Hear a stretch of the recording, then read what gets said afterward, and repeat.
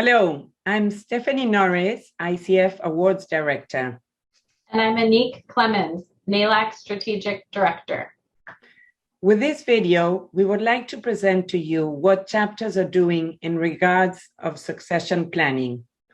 We hope that when you finish with this section of the GLF, you will come to see succession planning as we do, not as something to be dreaded or ignored, but as a significant, strategic, and exciting opportunity to increase your chapter's service capacity, effectiveness, and long-term stability and sustainability.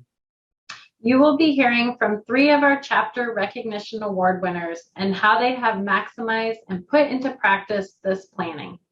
What is succession planning, you may ask? We usually talk about chapter sustainability, fundraising and revenue generation, and pay little attention to succession planning. A succession plan is a strategic document that not only lays out what to do when a board member leaves a chapter, but also shows you how to prepare for the departure before the individual ever leaves. How is your chapter preparing for the planned or unexpected departure of a board member? We know that there could be an emergency. There could be an illness, a move, a death, or other unplanned departure, or it could also be a strategic exit. If you don't plan for succession planning, you open your chapter to losing members, to chaos, performance risk, a knowledge vacuum, and getting the wrong replacement successor, among other consequences. It is best to anticipate the transition of a leader for the chapter's work to go on without interruptions. This makes for a smooth transition, avoids bringing on unqualified leaders, and gives the chapter continuity. Thinking through how a chapter's leadership needs will evolve in the future, identifying future leaders, and identifying activities to strengthen leadership capacity are the core of succession planning. While the future may be uncertain, creating a plan enables the chapter to develop leaders more intentionally and effectively. Which roles require succession planning? Every role requires succession planning, though they might not have the same level of detail.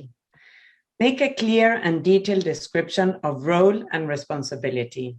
What skills are needed? What training is required? Other opportunities for mentoring? Plan for the necessary workload. You can pull together a team and in this way ensure the success of a new leader. Map out how you'll foster talent internally and develop others into future leaders. There are 5 basic steps to creating a succession plan. Number 1, identify the key positions. Number 2, identify potential successors. Number 3, determine when the potential successors will be ready. Number 4, determine what development needs they will have. Number 5, ensure an ongoing commitment. Now let's hear what ICF Singapore, ICF Washington State, and ICF Mexico have prepared to share. Hi everybody, this is Lynn from the Singapore Chapter 2020 EXCO team. As winners of the 2020 Chapter Award, it's a privilege to be here to be able to share about our ambassador program. So launched last year, it was to elevate some of the pains and challenges that we were facing as a chapter up until now. The first one was the increase of activities that really began to tax the EXCO team. Moving forward, this would not be sustainable without any volunteers. Number 2, there wasn't any focused effort and attention on recruitment and ensuring a positive volunteer experience and retention, right? It's been very ad hoc so far. And number 3, volunteers are definitely a great pipeline to succession of the EXCO team. So this called for the program looked after by Director of Ambassador. So this is a HR position of sorts to take care of volunteer engagement and experience. So Xiaowei, what was this ambassadors program like? It's about coaches who are passionate about our purpose, what we stand for, and what we do, and who are happy to be our brand champion, creating the opportunity for our coaches to find fulfillment by giving back to the coaching community. Then on resourcing and succession, It's a little bit like the internship program that companies have, where you allow the coaches to have the on-the-job experience and decide if that's something that they like to do. And then they could apply when the positions in the Exco are up in the following year. So Xiaowei, it was great because through this program, we were actually able to attract the ambassadors whom we needed to ensure that all the committees were supported in their initiatives within the first few months of the board's term. And I can also tell that the ambassadors were very excited to play a part and to learn in the whole process. What's important is also what do they look for as takeaways from the from volunteering for the Exco. Of course, it's also very important for us to explain the role and the expectation so they can make an informed decision. How do we ensure the positive experiences of our ambassadors? Creating the first impression through that first interaction is very important for starting the experience on the right track. The respective Exco leaders in their own ways would have different ways of connecting with them, whether it is mini retreats or meetups. So that's pretty much left to each of the Exco. It's also a way for them to develop their leadership skills. We also want to make sure that they feel valued, that was a useful investment of their time, not just only in terms of the learning, but they felt recognized. So we do give them a little token of recognition to show our appreciation. Thanks, Xiaowei. Those were really great points, and I really like that whole mindset around beginning with the end in mind and then designing the whole experience from there. Remember, a positive member experience is key to keeping the ambassador program alive and continuing. So all the best to your chapter's ambassador initiatives.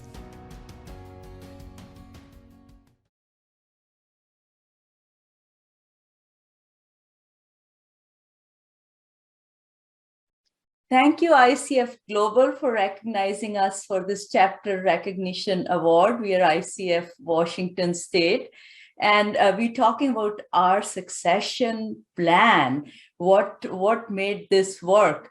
And so I am guilty actually of saying yes to too many things, always pushing the envelope. So when we do that, we also recognize we are limited by how many people are there on the board. And that required us to look beyond.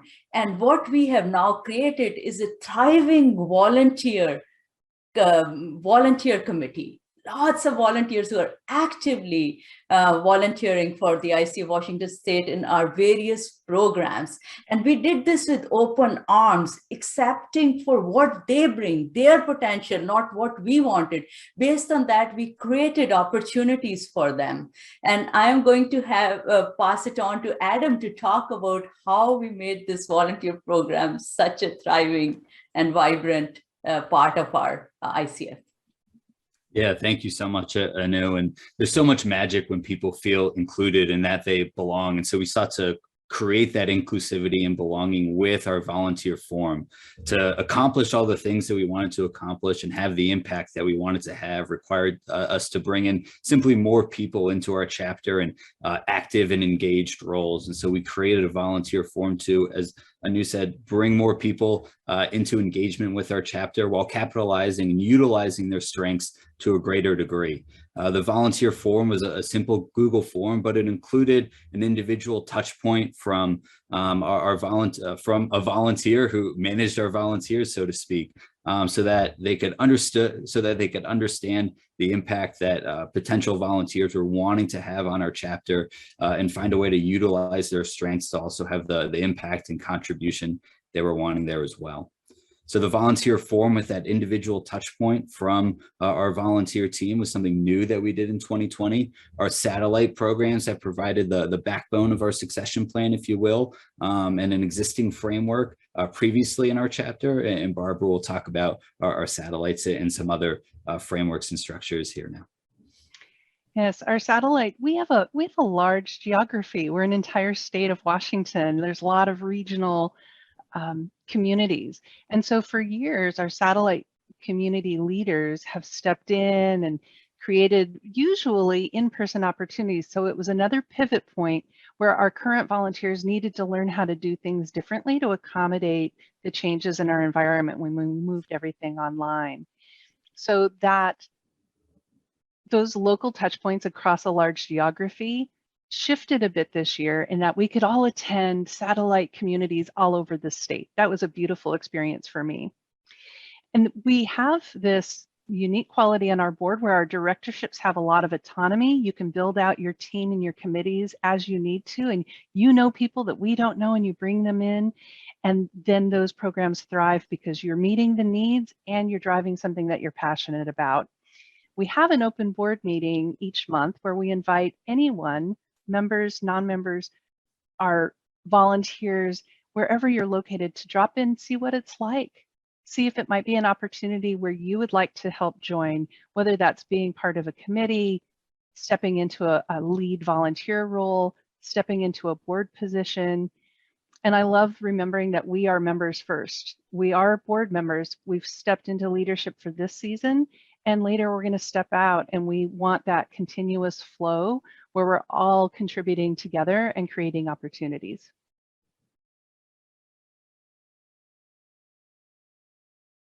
My name is Alcira Moises. I'm the president of ICF Mexico.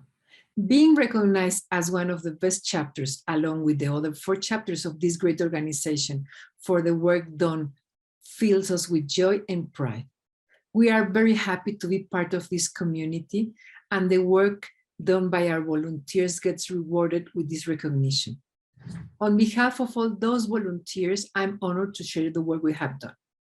We have carried out multiple activities in the different areas: educational programs, integration activities, and our social responsibility program that has meaningfully impacted the communities we have been involved with, and much more that is a sample of the value that coaching brings to our society.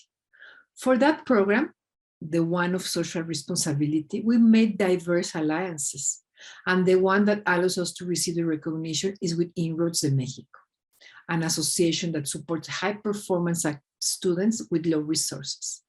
Along 8 years, more than 100 coaches have worked with young students in order to help them achieve their goals and have access to opportunities most of the time not available to them. This work has given both these young students and our participating coaches the opportunity to grow and develop, and our chapter to consolidate the area of social responsibility. To make this possible, it is essential that our chapter remains sustainable, and throughout all these years, it has been a huge challenge to ensure continuity, so we created the Human Resources area to develop a succession plan. We took 3 main succession planning actions: filling the position of vice president with a person interested in developing to become president; incorporate students of ACTP programs as volunteers without the obligation to pay membership while they are students. And with this initiative, we want to achieve 2 objectives: to incorporate more volunteers so they live the benefits of belonging to the chapter, and to generate a career plan that starts from their incorporation as students to the presidency of the chapter in a period of 3 to 4 years. The main objectives of the Human Resources area are: generate a pool of volunteers interested in joining the board, offer a career to volunteers in order to increase their commitment to ICF, that the volunteers develop leadership and team management skills, and we bring our volunteers different benefits for their work: CCUs per year, no cost in participation in chapter events, monthly or bi-monthly networking, competency development as leadership and teamwork, exclusive events for volunteers, dissemination of their participation in the chapter on social media and the chapter's media available, support networks like business and alliances, and much more. We know there's still work to do, and this recognition gives us the joy and energy to continue to do so. Thank you very much for giving ICF Mexico chapter and our volunteers this recognition, which motivates us to continue doing so.